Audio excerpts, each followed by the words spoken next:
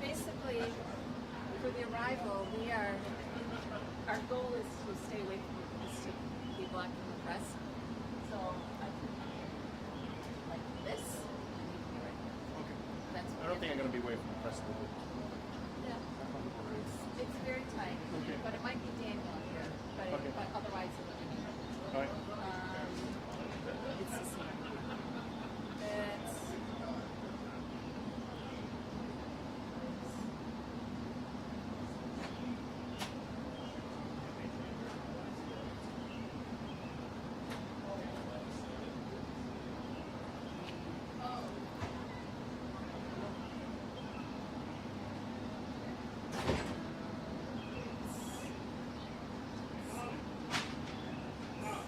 yeah.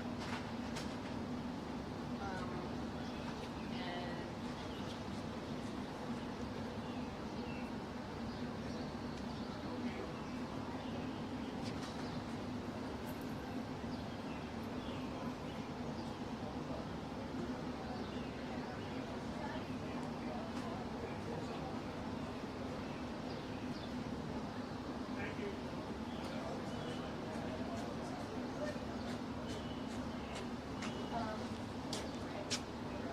What's that? remain inside for now.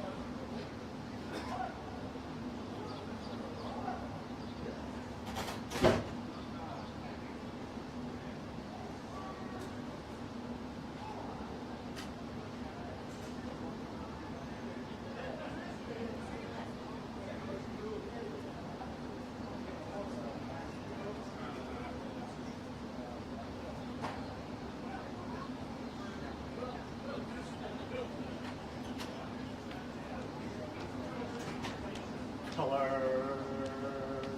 Oh. Oh. Oh. Oh.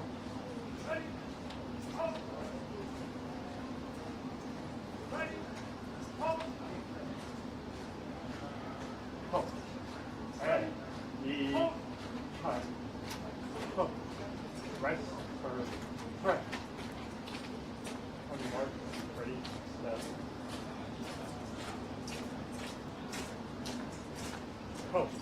Ready. Hot.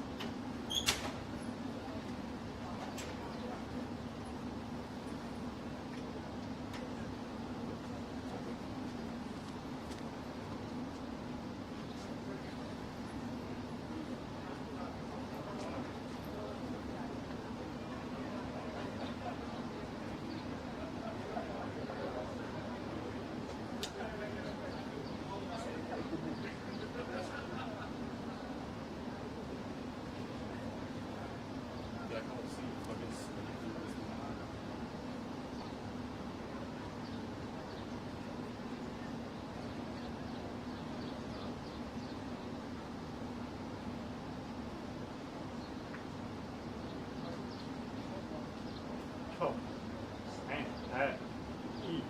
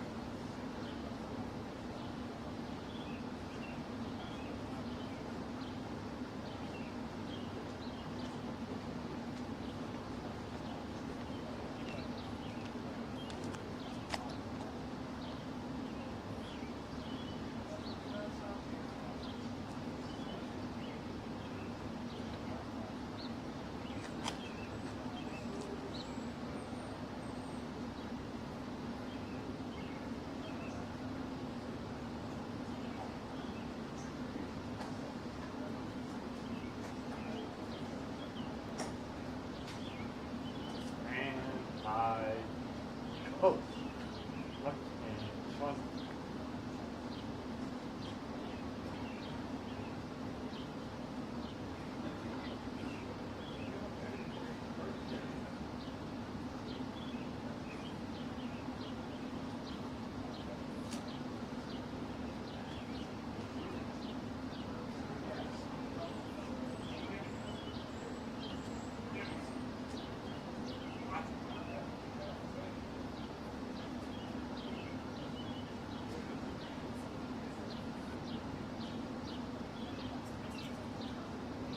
Ho, and at, e.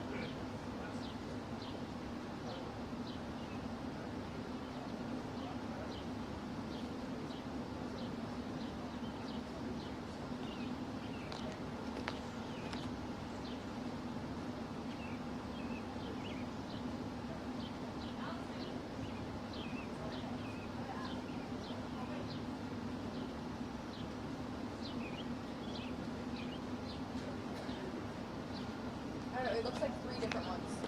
I'm gonna go ask if they trace back to there. Oh, yeah.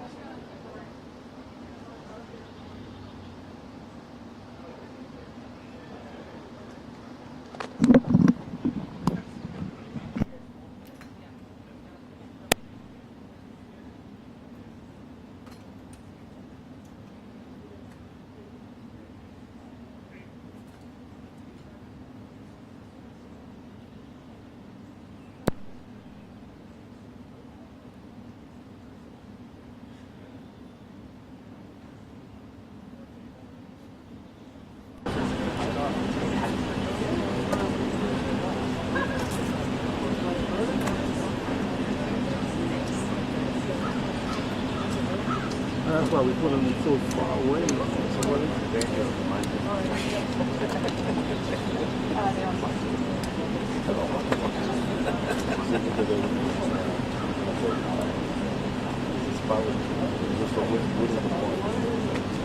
We're just gonna pull it back a little bit. Just pick them up and bring the hit. Okay, that's fine. Whatever you want to do. Yeah. I mean, they're all unplugged. They're unplugged. Okay. Yeah, we're just gonna move them back. Okay. So we don't.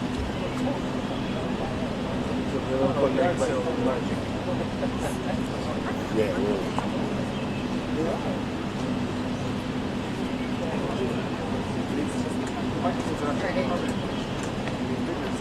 I don't know who's the screws. This is mine. Screws. I'm not sure which one is White House. I think this one is, and this is CBS maybe. You know, just lay them right here. Because theirs wasn't even on. Got a call transmission to tell them that you guys unplugged. I told the ladies. Yeah, but White House is expecting that. That's smart.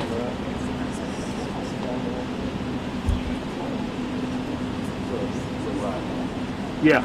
Oh, you get Is the gate open?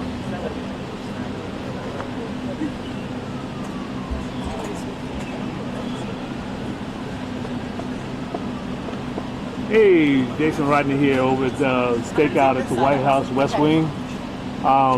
Hey man, how you doing?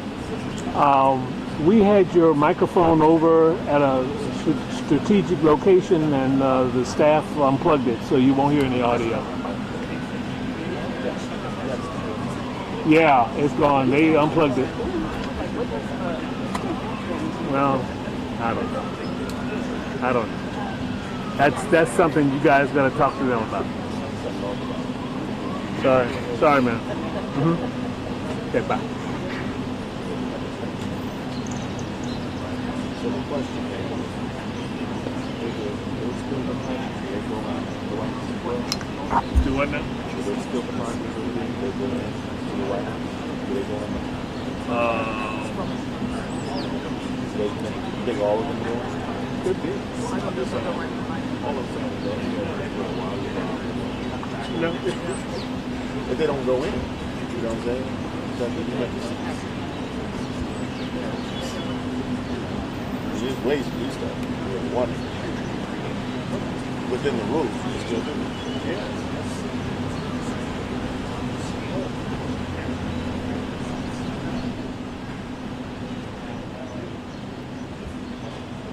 Well, you got one shot though. You know, I got to be different. The first shot, I have to see the oh, that's yours? Oh, yeah. You gotta use the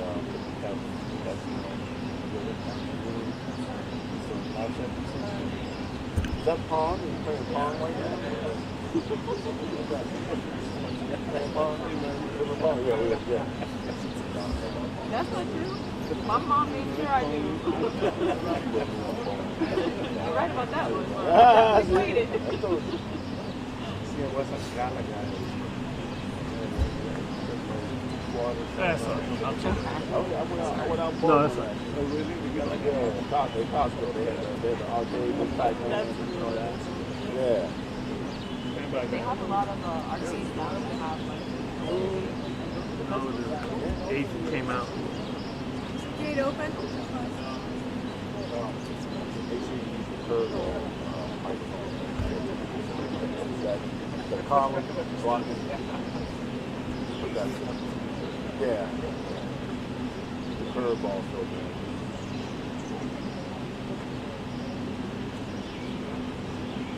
All right, my shot is up, so everybody watch them off.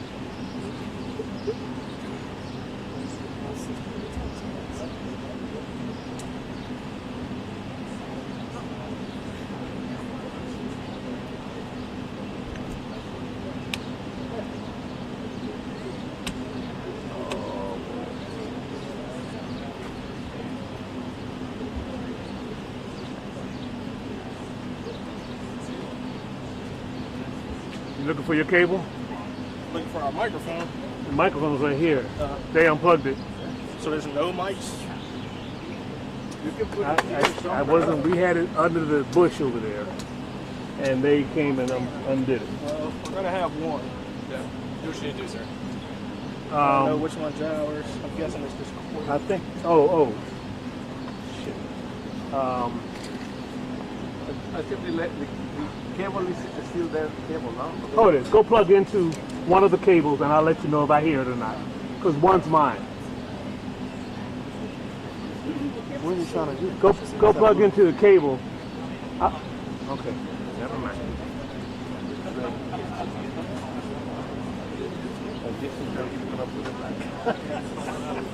You gonna put it back?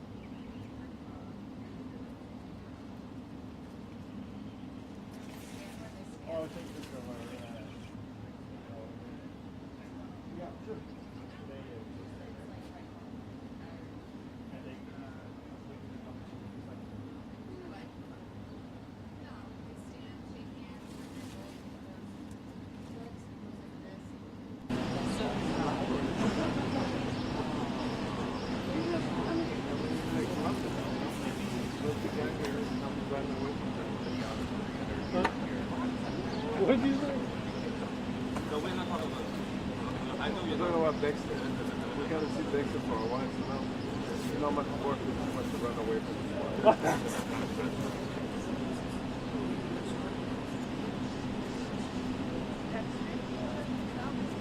It likes to do this with rivals. It is. Yeah. It likes to supervise.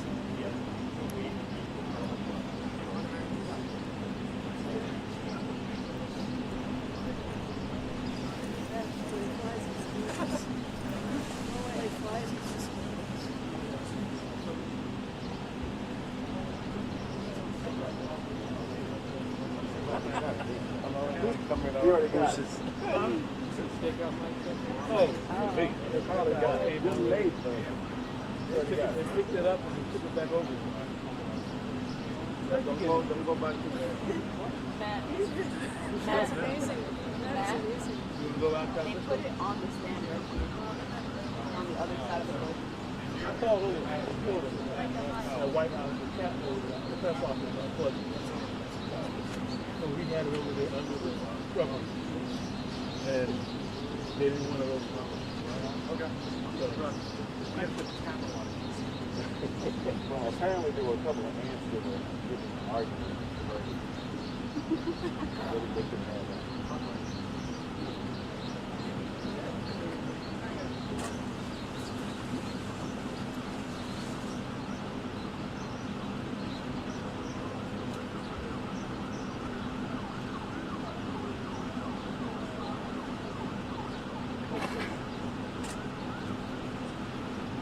You guys just holler when they open the gates. What do you want in the holler? Just when they open the gate. No, I mean, holler what? The gates are open. Oh, say that? Say I'm messing with you. I can say anything. I got don't know. bored. It's full of jokes around. Bananas today. You don't know what They look down there, so we've been putting those microphones there for I don't know how long. Several bunch of rivals. Oh, The king. you sat on the back. Oh, okay. And it doesn't affect the car? I've been doing that for years. Oh, okay. Oh, he's just got the case. Yeah, well, some, you know, It's a thick case. okay.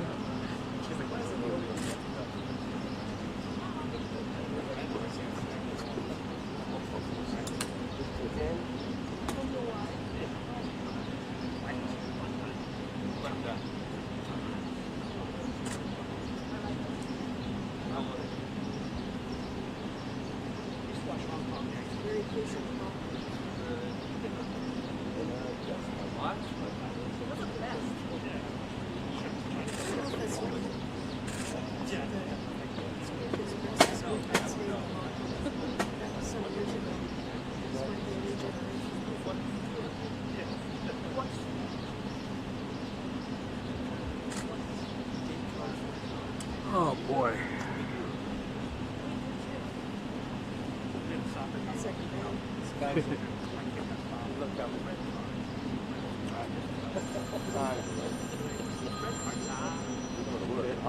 Let me.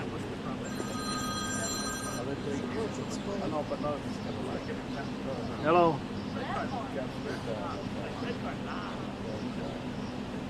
Hello.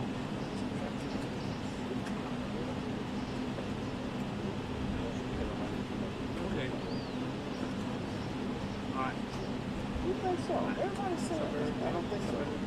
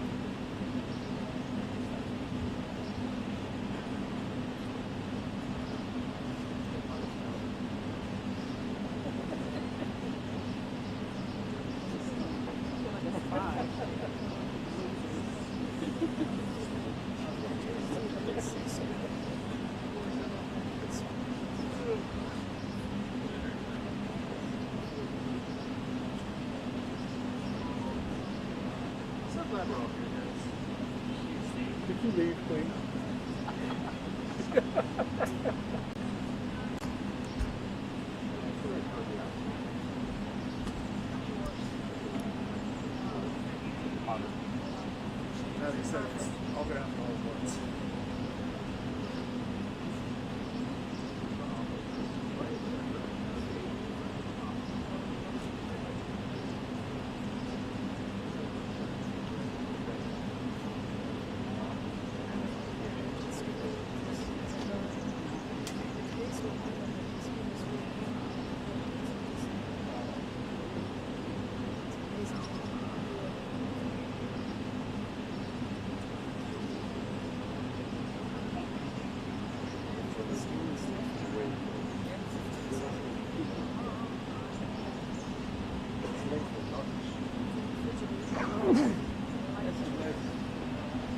Thank you.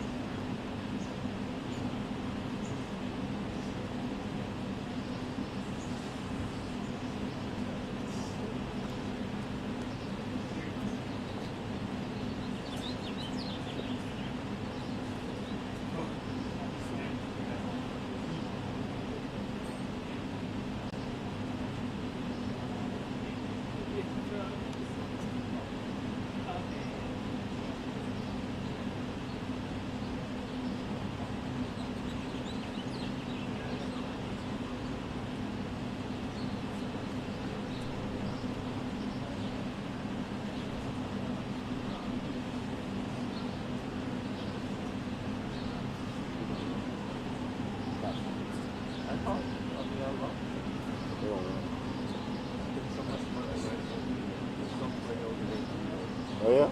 Now,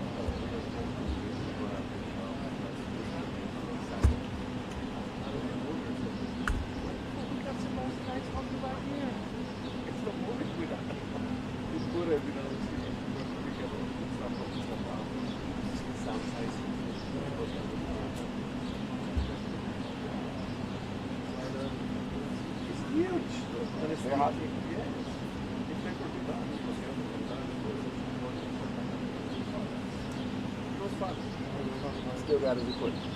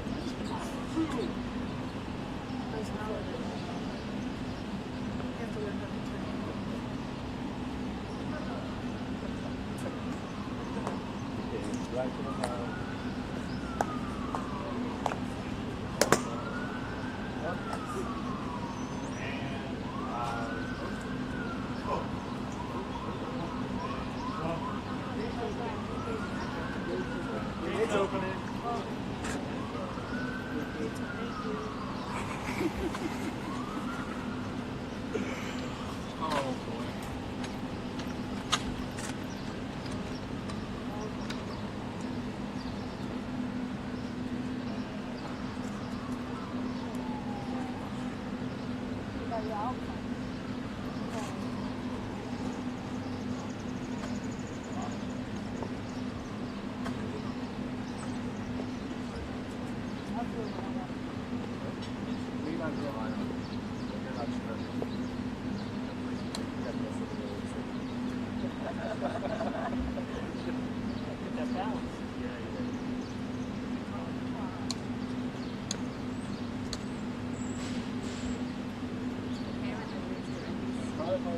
What did Kate Rowling travel for here at the White House? We are showing the driveway. We arrival of Prime Minister Carney of Canada. We just got a 2-minute warning to his arrival. The gates are now open. 2-minute warning to Carney's arrival. We are live on pool 5.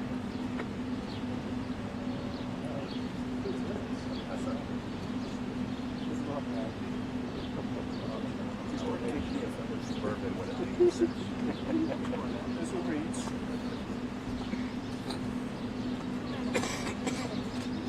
2 minutes.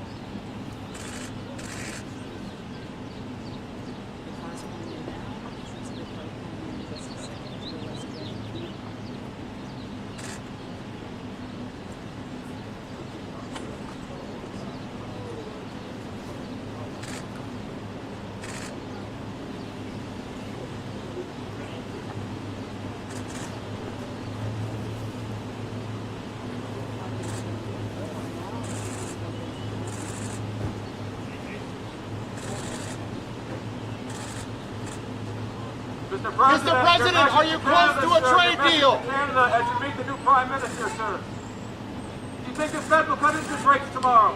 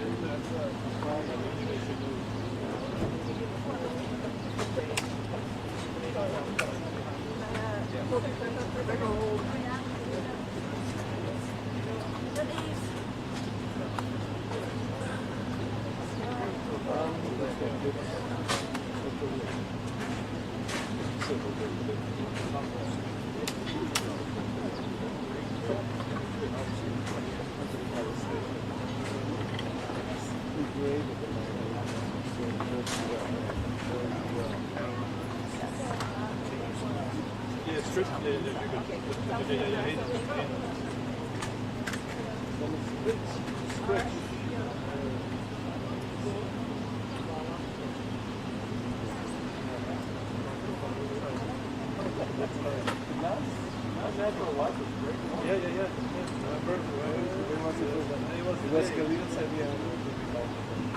Yeah. Oh, yeah.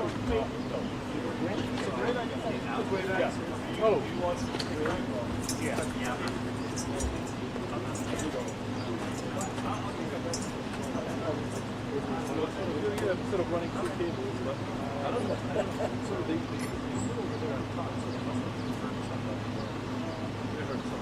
where do you want me to put it?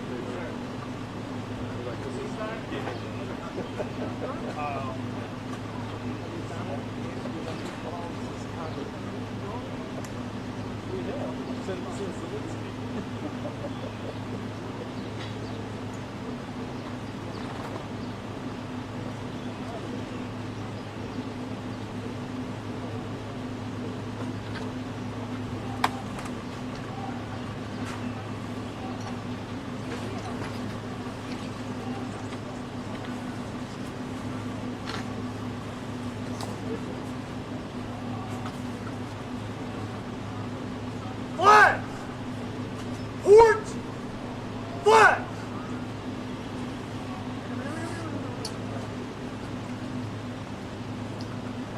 Yes, sir.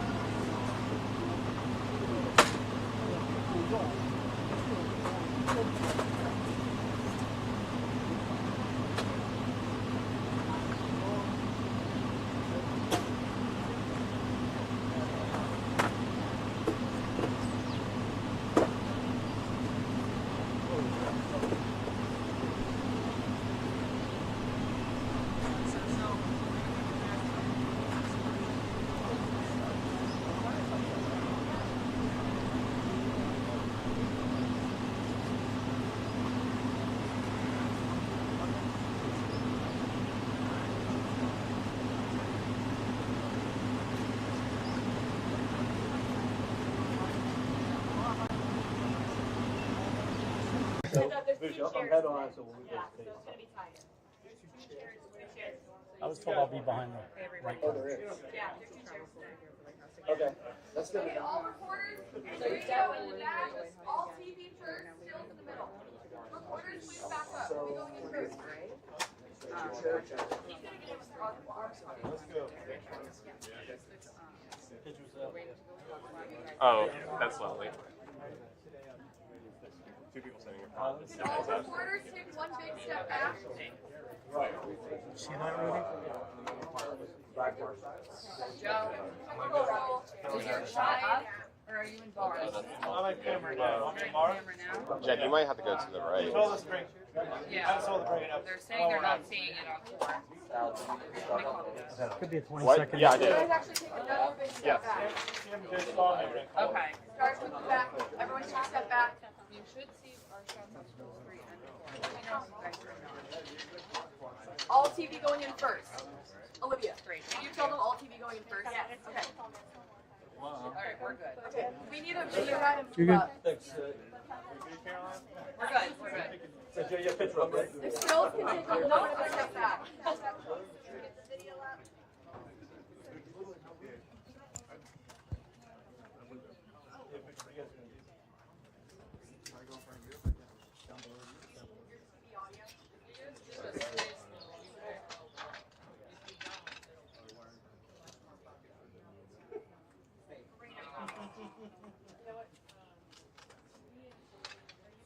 Think it should go right? Do you think it should go right? Of the chairs, maybe. Split the difference.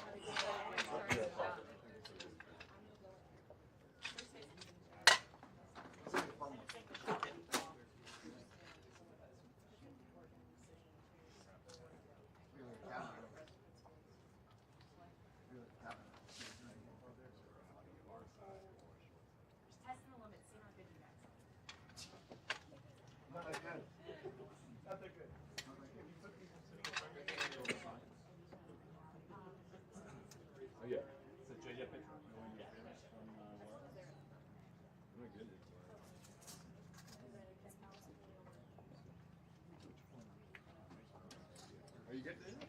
I'm not good.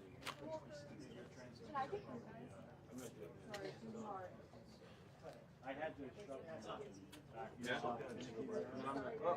Maybe two. Hi. Yeah, Chairs are gonna be a real inconvenience, but are you? Because you're gonna try to go right in the middle. If you go first, you go to my left. I mean, I'll kind of. Yeah. Really? I'm just trying to decide if I should go right. We're gonna have our cuts. Check. 1, 2, 3, 4.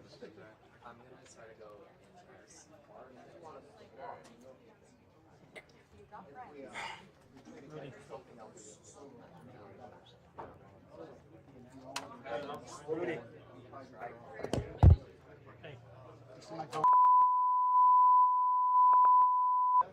Check. 1, 2, 3. Okay, good.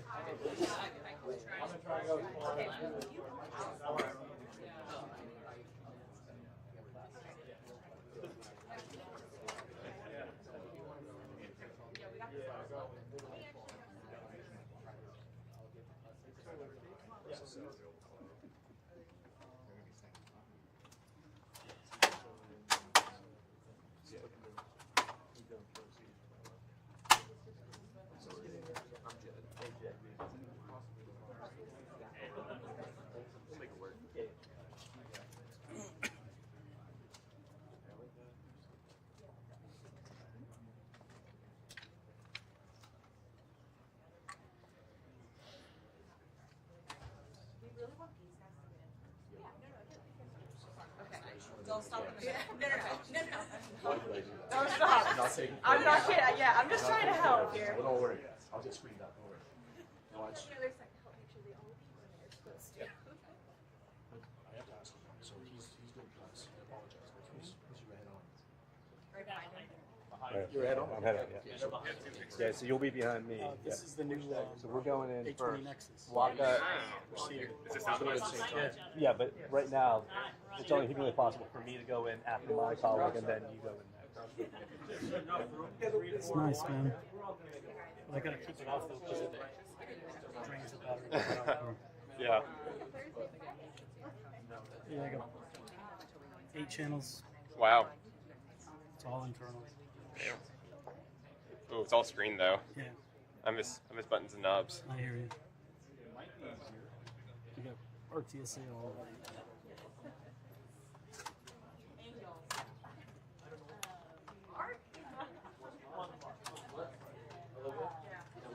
I know. You said it wasn't. You're right. Smart.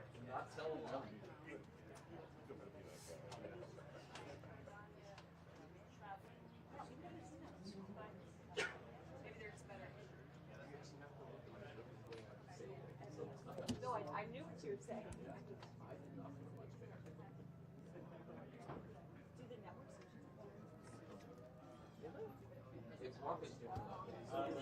Oh yeah? Yeah.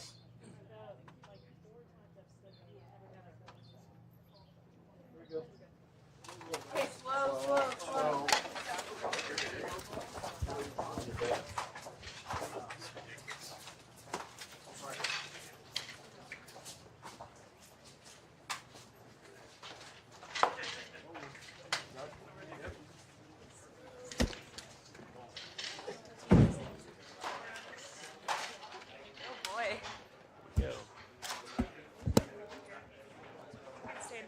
Watch the mic on their heads, please. Watch your stick. I gotta go.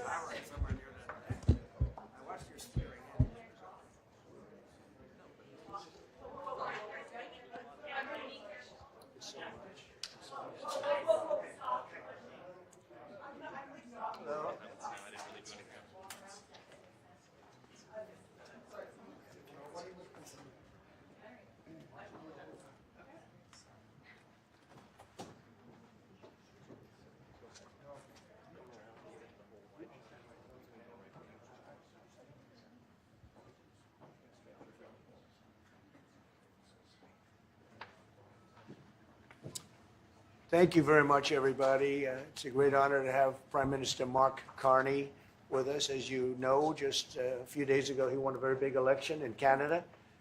And I think I was probably the greatest thing that happened to him, but I can't take full credit. His party was losing by a lot, and he ended up winning. So I really want to congratulate him. It was probably one of the greatest comebacks in the history of politics, maybe even greater than mine. You know. But I want to just congratulate you. That was a great election, actually. We were watching it with interest, and I think Canada chose a very talented person, a very good person, because we spoke before the election quite a few times. And it's an honor to have you at the White House and the Oval Office. And you see the new and improved Oval Office as it becomes more and more beautiful with love. You know, we handle it with great love and 24-karat gold. That always helps, too. Right? But it's been a lot of fun. We're going over some of the beautiful pictures that were stored in the vaults that were for many, many years, in some cases over 100 years. They were stored in vaults of the great presidents, or almost great presidents, all having a reason for being up, every one of them. So it's very interesting. But I just want to congratulate you, and ran a really great race. I watched the debate. I thought you were excellent. And I think we have a lot of things in common. We have some tough points to go over, and that'll be fine. We're going to also be discussing Ukraine, Russia, the war, because Mark wants it ended as quickly as I do. I think it has to end. We had some very good news last night. The Houthis have announced that they are not, or they've announced to us at least, that they don't want to fight anymore. They just don't want to fight. And we will honor that, and we will stop the bombings, and they have capitulated, but more importantly, we will take their word. They say they will not be blowing up ships anymore, and that's what the purpose of what we were doing. So that's just news. We just found out about that. So I think that's very, very positive. They were knocking out a lot of ships going, as you know, sailing beautifully down the various seas. It wasn't just the canal, it was a lot of other places.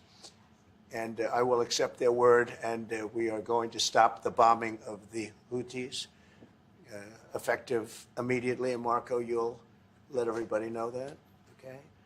Do you have something to say about that, by the way? It's a pretty big announcement. Yeah, this was always a freedom of navigation mission. These guys, these are, a band of individuals with advanced weaponry that were threatening global shipping.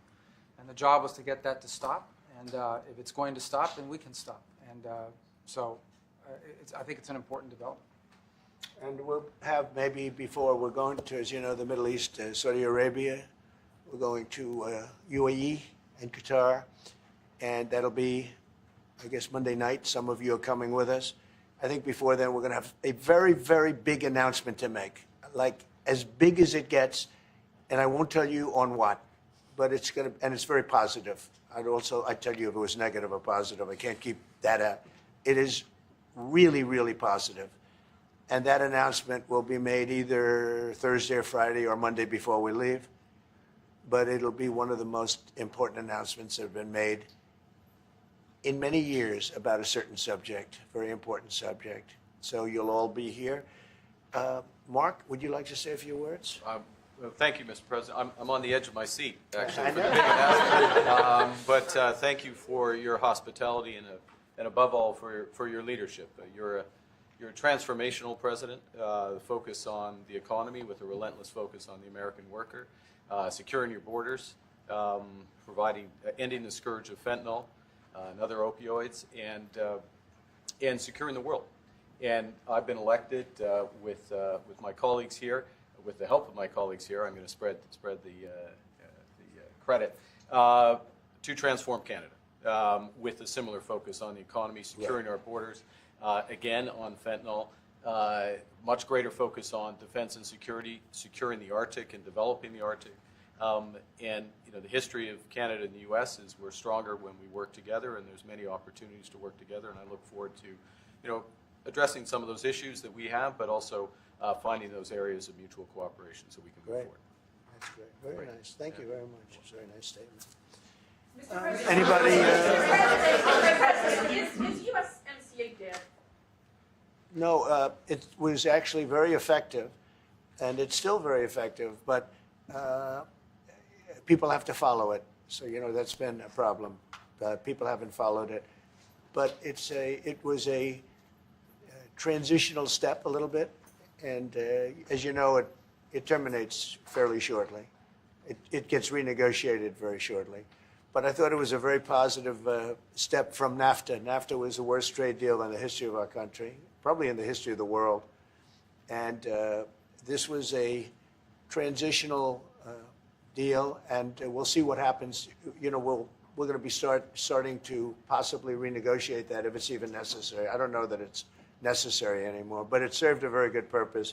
And the biggest purpose it served is we got rid of NAFTA. NAFTA was a very unfair deal for the United States. Very, very terrible deal. It should have never been made. It was made many years ago, but it should have never been made. Canada and the United States. Would you like to see your first trade deal be with Canada? I would love that. Look, I have a lot of respect for this man, and I watched him come up, in a sense, through the ranks when he wasn't given much of a chance, and he ran a really great campaign. He did a really great debate. I think that debate was very helpful. I was going to raise my hand. I don't know if that's good or bad. I shouldn't say that. That might hurt you. But no, he ran a really great election, I thought. And yeah, something could happen. Something could happen. Yeah, please. What's the top concession you want out of Canada? The top concession you want out of Canada? Concession? Yes. Friendship. But that's not a concession. No, we're going to be friends with Canada. Regardless of anything, we're going to be friends with Canada. Canada is a very special place to me. I know so many people that live in Canada. My parents had relatives that lived in Canada, my mother in particular. And I love Canada. I have a lot of respect for the Canadians. Wayne Gretzky, how good, the great one. You happen to have a very, very good hockey player right here on the Capitals, who I have a lot of respect. He is a big, tough cookie, too. He just broke the record. And he's a great guy. And, we had the team here, and I got to know a lot of the players. But now Canada is a very special place. Yeah, please. Mr. President, Mr. Prime Minister, I'd like to get your response to this too. Mr. President, you have said that Canada should become the 51st state. Yeah. No. Well, I still believe that, but it takes two to tango, right? But no, I do. I believe it would be a massive tax cut for the Canadian citizens. You get free military, you get tremendous medical cares and other things. There would be a lot of advantages, but it would be a massive tax cut. And it's also a beautiful, as a real estate developer, I'm a real estate developer at heart. When you get rid of that artificially drawn line, somebody drew that line many years ago with like a ruler, just a straight line right across the top of the country.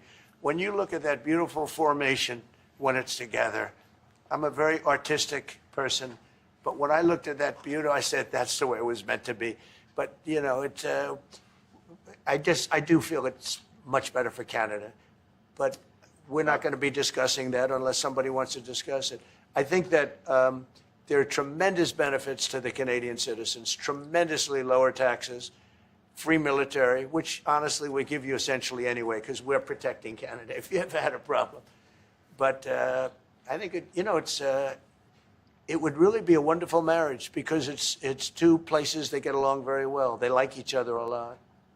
Well, if I may, as you know from real estate, there are some places that are never for sale. That's true. We're sitting in one right now. Buckingham Palace that you visited as well. That's true. And having met with the owners of Canada over the course of the campaign last several months, it's not for sale, won't be for sale ever. But the opportunity is in the partnership and what we can build together. And we have done that in the past. And part of that, as the President just said, is with respect to our own security. And my government is committed for a step change in our investment in Canadian security and our partnership, and I'll say this as well, that the President has revitalized international security, revitalized NATO, and us playing our full weight in NATO, and that will be part of it. And they have, I must say, Canada is stepping up the military participation because Mark knew, they were low, and now they're stepping it up, and that's a very important thing. But never say never. Never say never. What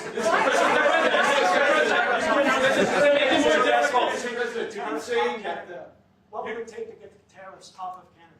Well, we'll be talking about different things. Like, we want to protect our automobile business, and so does Mark.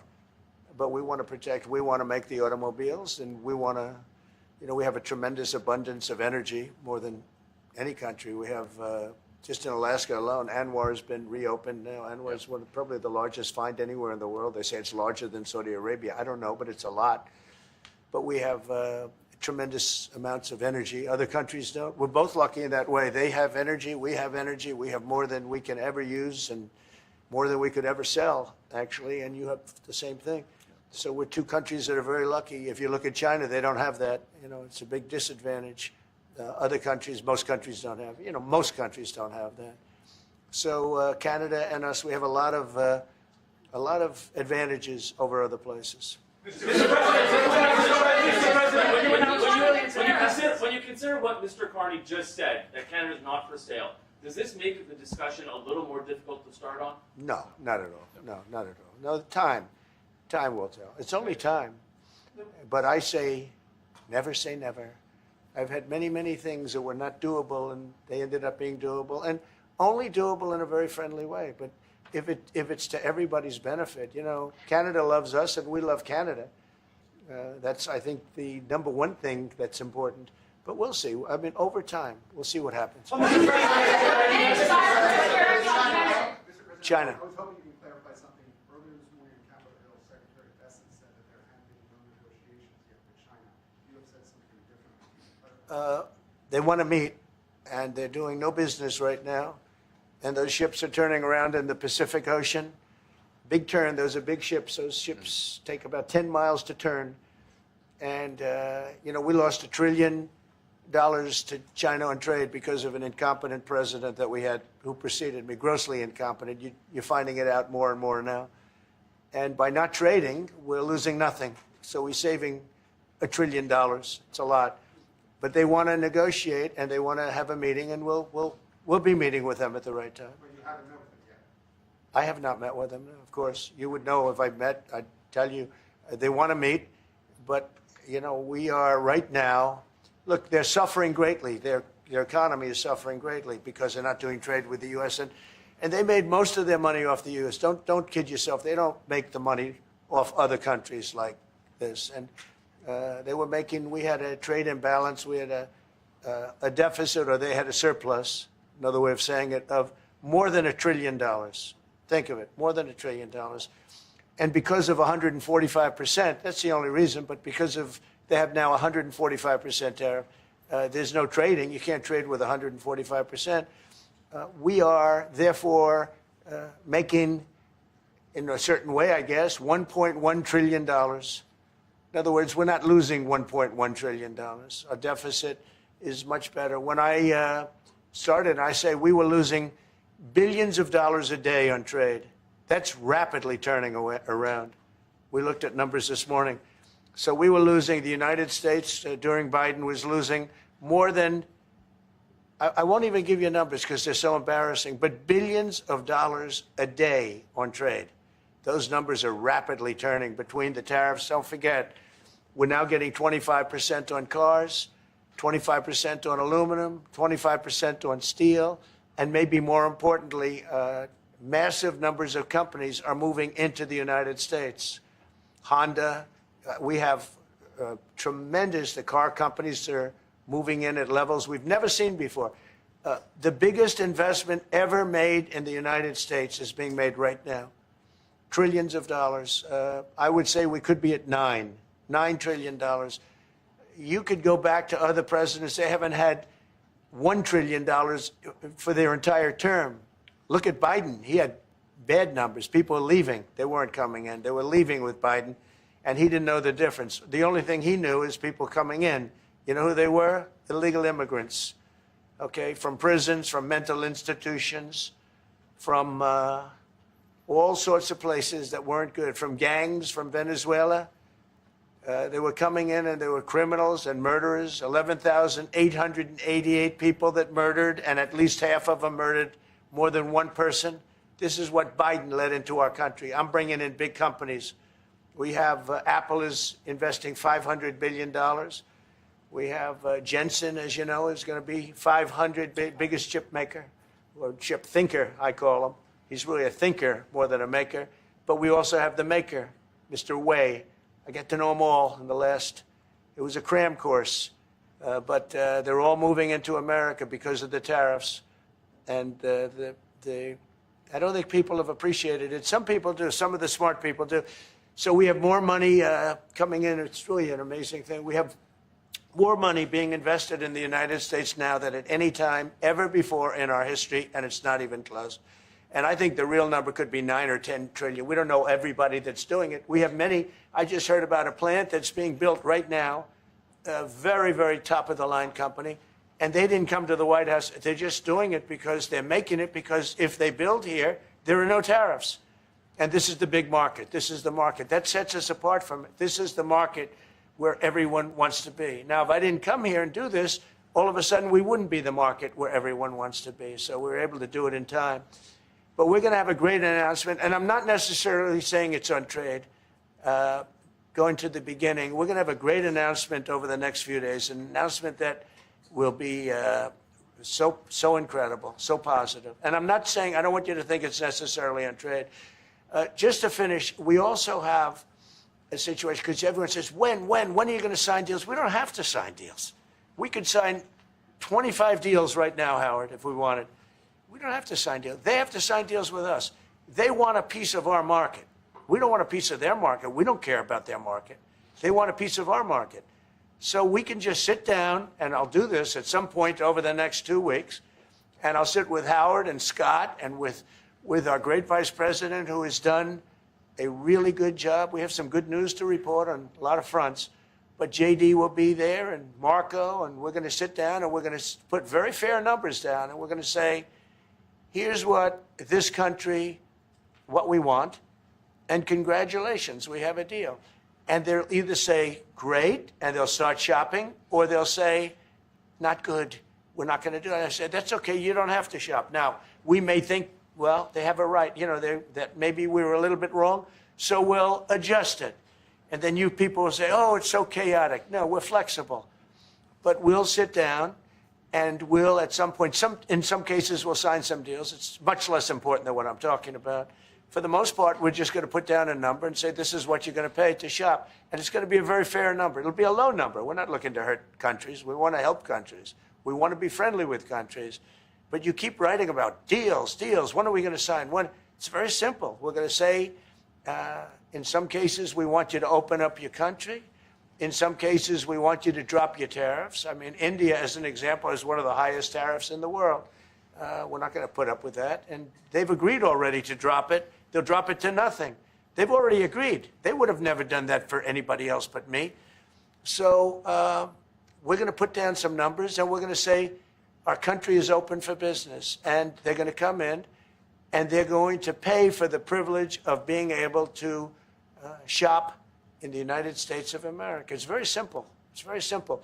So I wish they'd stop asking, how many deals are you signing this week? Because one day we'll come and we'll give you 100 deals. And they don't have to sign. All they have to do is say, oh, we'll start sending our ships right now to pick up whatever we want or to bring whatever we want. It's very, very simple. And I think my people haven't made it clear.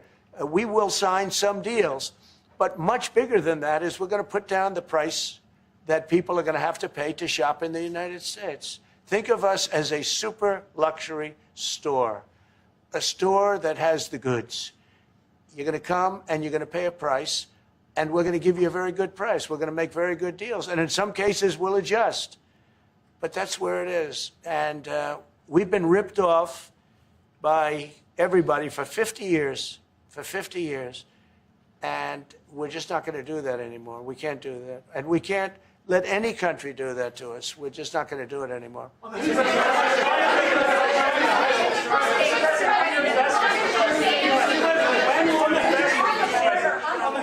you tell us a bit more about the deal that you've reached with the Houthis? No, it's not a deal. They've said, please don't bomb us anymore, and we're not going to attack your ships. And where did you hear about that? It doesn't matter where I hear it. The very good source, I could tell you. Very, very good source. Would you say, Marco? I would say pretty good, right, JD? A very good source. No, they don't want to be. They don't want to be. They don't want to be bombed anymore. You know, I sort of thought that would happen. No, behind you, please. Clarifying something you said on USMCA. Is the U.S. prepared to walk away from that pact? From what pact? USMCA. No. It's fine. It's there. It's good. We use it for certain things. It's there. We have the USMCA is a good deal for everybody. I won't say this about Mark, but I didn't like his predecessor. I didn't like a person that worked for. She was terrible, actually. She was a terrible person. And she really hurt that deal very badly because she tried to take advantage of the deal and she didn't get away with it. You know who I'm talking about. But so, you know, we had a bad relationship having to do with the fact that we disagreed with the way they viewed the deal. And we ended it. You know, we ended that relationship pretty much. The USMCA is great for all countries. It's good for all countries. We do have a negotiation coming up over the next year or so to adjust it or terminate it. Mr. President, I'll say a word on USMCA, if I may, Mr. President. It is a basis for a broader negotiation. Some things about it are going to have to change. And part of the way you've conducted these tariffs has taken advantage of existing aspects of USMCA. So it's going to have to change. There's other elements that have come, and that's part of what we're going to discuss. Right.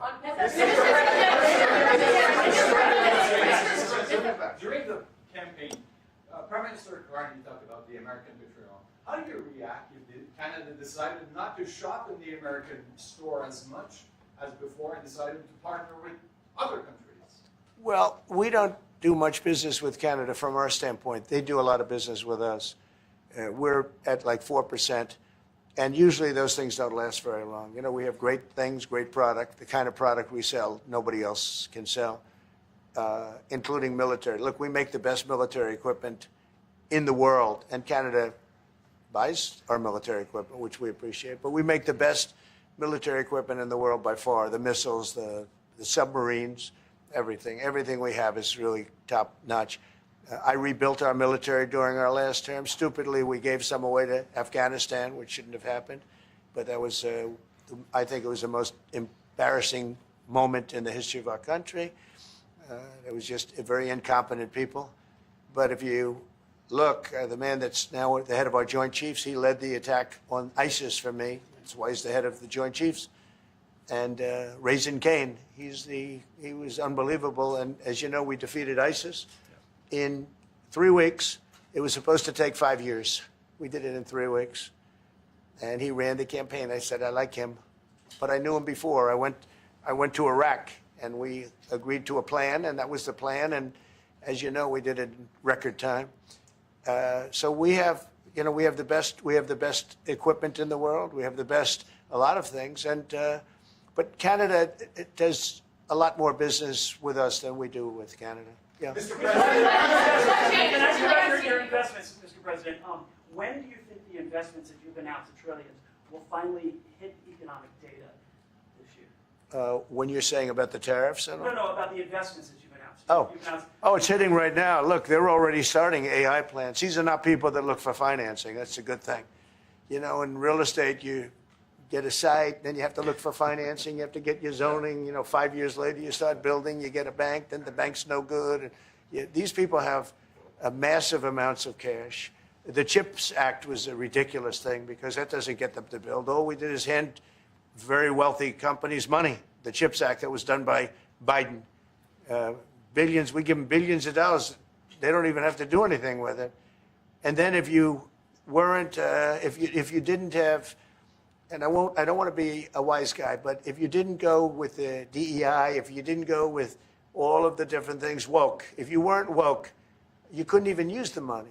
You had to have a certain percentage of this and that and that and that. It's impossible to have. The companies actually complained to me. They said they gave me all this money, but nobody can get these people to do anything. I mean, look, President Obama, and if he wanted help, I'd give him help because I'm a really good builder and I build on time, on budget. He's building his library in Chicago. It's a disaster. And he said something to the effect, I only want DEI, I only want woke. He wants woke people to build it. Well, he got woke people, and they have massive cost overruns. A job is stopped. I don't know. It's a disaster. And I don't like that happening because I think it's bad for the presidency that a thing like that should happen. He's got a library that's a disaster. And he wanted to be very politically correct, and he didn't use good, hard, tough, mean construction workers that I love, Marco. I love those construction workers. But he didn't want construction workers. He wanted people that like never did it before. And he's got a disaster in his hands, like millions of dollars, really many millions of dollars over budget. And I would love to help him with it, or somebody else. I could recommend professionals, but it was not built in a professional manner. By the way, nor was in California a little train going from San Francisco to Los Angeles that's being run by Gavin Newsom, the governor of California. Did you ever hear of Gavin Newsom?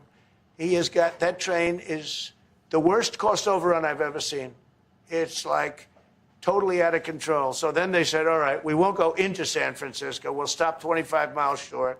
And we won't go into Los Angeles. We'll stop 25 miles short.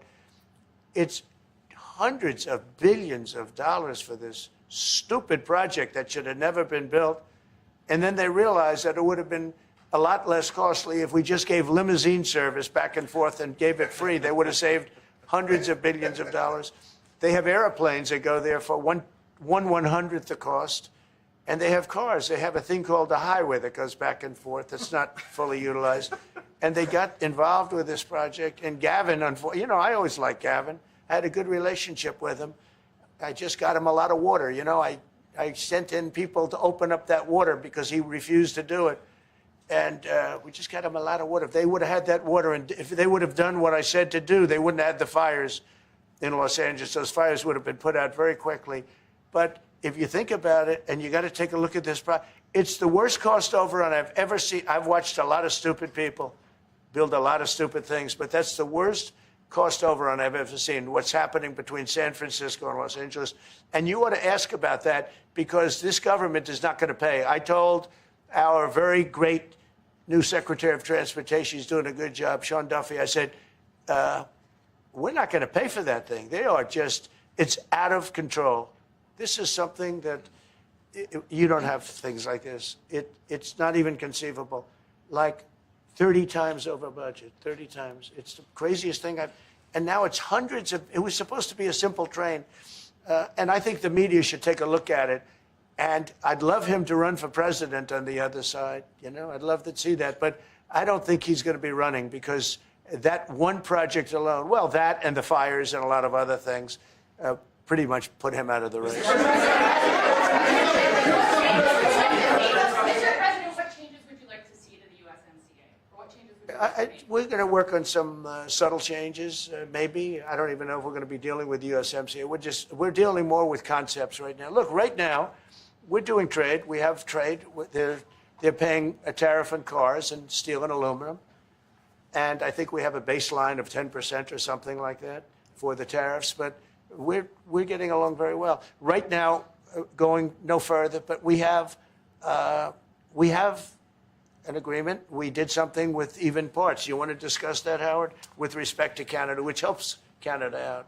Sure. So we've made an arrangement with the car companies that 15% of their USMCA parts are included, and then 15% of foreign parts from the manufactured suggested retail price are not tariffed to help domestic manufacturing really thrive. So it gave them a chance to be able to build their car parts factories if they're going to. A lot of these companies already have factories, and what they have to do is just fill them out. But they're able to build them in the United States, so we gave them a pretty substantial period of time. Just to clarify, Mr. President, is there anything the Prime Minister can say to you today to change your mind on tariffing Canada? Tariffing cars? Tariffing Canada. Is there anything he could say to you in the course of your meetings with him today that would get you to lift tariffs on Canada? No. Why not? Just the way it is. What's your first state? Yeah. If Canadians don't want it, would you respect that? Sure, I would. But this is not necessarily a one-day deal. This is over a period of time they have to make that decision. Yes, go ahead. Yeah, if I may. If respectfully, Canadians' view on this is not going to change on the 51st state. Secondly, we are the largest client of the United States in the totality of all the goods. So we are the largest client of the United States. We have a tremendous auto sector between the two of us, and the changes that made have been helpful. 50% of a car that comes from Canada is American. That's not like anywhere else in the world. And to your question about is there one thing? No, this is a bigger discussion. There are much bigger forces involved, and this will take some time and some discussions, and that's why we're here, to have those discussions, and that is represented by who's sitting around the table. See, the conflict is, and this is very friendly. We're not. This is not going to be like we had another little blow up with somebody else. That was a much different. This is a very friendly conversation, but we want to make our own cars. We don't really want cars from Canada, and we put tariffs on cars from Canada, and at a certain point, it won't make economic sense for Canada to build those cars. And we don't want steel from Canada because we're making our own steel, and we're having massive steel plants being built right now as we speak. We really don't want Canadian steel, and we don't want Canadian aluminum and various other things because we want to be able to do it ourselves. And we, because of past thinking of people, we have a tremendous deficit with Canada. In other words, they have a surplus with us. And there's no reason for us to be subsidizing Canada. Canada's a place that will have to be able to take care of itself economically. I assume they can. I will tell you that Trudeau, when I spoke to him, I used to call him Governor Trudeau. I think that probably didn't help his election. But when I spoke to him, I said, so why are we taking your cars? Why are we taking we want to make them ourselves. I mean, I said, and if the price of your cars went up, or if we put a tariff on your cars of 25%, what would that mean to you? He said, that would mean the end of Canada. He actually said that to me. And I said, that's a strange answer, but I understand his answer. But no, I mean, it's hard to justify subsidizing Canada to the tune of maybe $200 billion a year. We protect Canada militarily, and we always will. We're going to, that's not a money thing. But we always will. But, it's not fair. But why are we subsidizing Canada $200 billion a year, or whatever the number might be? It's a very substantial number. And it's hard for the American taxpayer to say, gee whiz, we love doing that. Thank you very much. We're going to have a very substantial. Thank you. Thank you very much.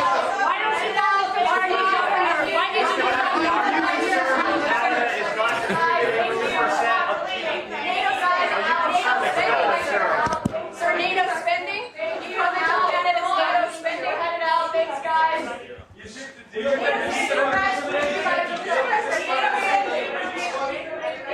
Why don't you call him governor? Why do you call him prime minister? Thanks, guys. We're out. Thank you. Thanks, guys. Keep going. I'm just waiting for my pen. Thank you. Sorry. Thank you.